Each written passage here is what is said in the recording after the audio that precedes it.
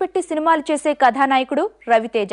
అందుకే ఇతగాడి చేతిలో ఎప్పుడు 3-4 సినిమాలు ఉంటాయి. ఒకటి రిలీజ్ కు రెడీ అవుతుంటే మరో సినిమాను సెట్స్ పై ఉంచుతాడు. ఇంకో సినిమా ప్రీ ప్రొడక్షన్ లో ఉంటుంది.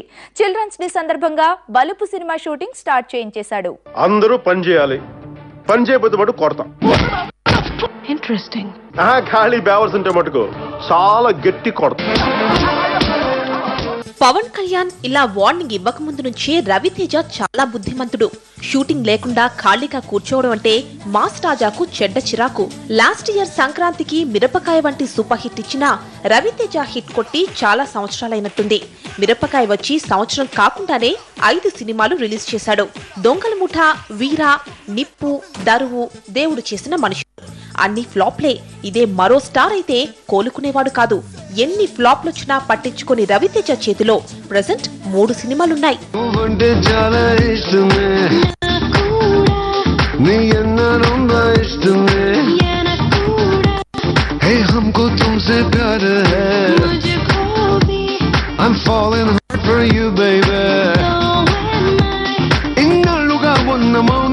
మాట్లాడమంటున్నదే నువ్వేలే నాకింక సర్వం అనుకుంటే నాలో నీ ప్రాణం లేచి వస్తున్నదే. మాస్ రాజా రవితేజ బాక్సాఫీస్ వద్ద మరోసారి జూలు విదిలించడానికి రెడీ అవుతున్నాడు. ఆంజనేయులు ఫేమ్ పరశురాం డైరెక్షన్ లో నటిస్తున్న సినిమా సారొచ్చారు షూటింగ్ ఒక్క పాట మినహా ఆల్మోస్ట్ కంప్లీట్ అయిపోయింది.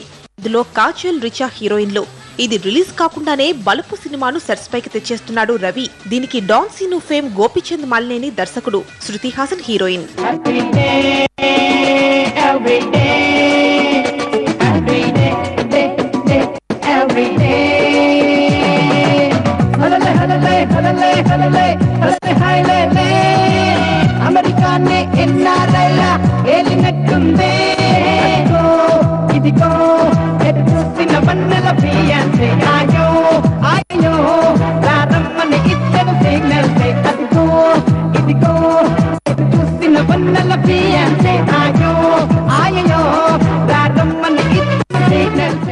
సారొస్తారు బలుపు తర్వాత రవితేజ చేయబోయే సినిమా జింతాకుతా. ఈ సినిమాతో రాజమౌళి శిష్యుడు దర్శకుడుగా పరిచయం అవుతున్నాడు.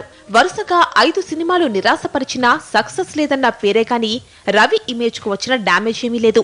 మళ్లీ ఒక్క హిట్ పడాలే కానీ ఈసారి ఏకంగా 6 డజను సినిమాలను లైన్ లో పెట్టేస్తాడు ఈ ఎనర్జెటిక్ హీరో.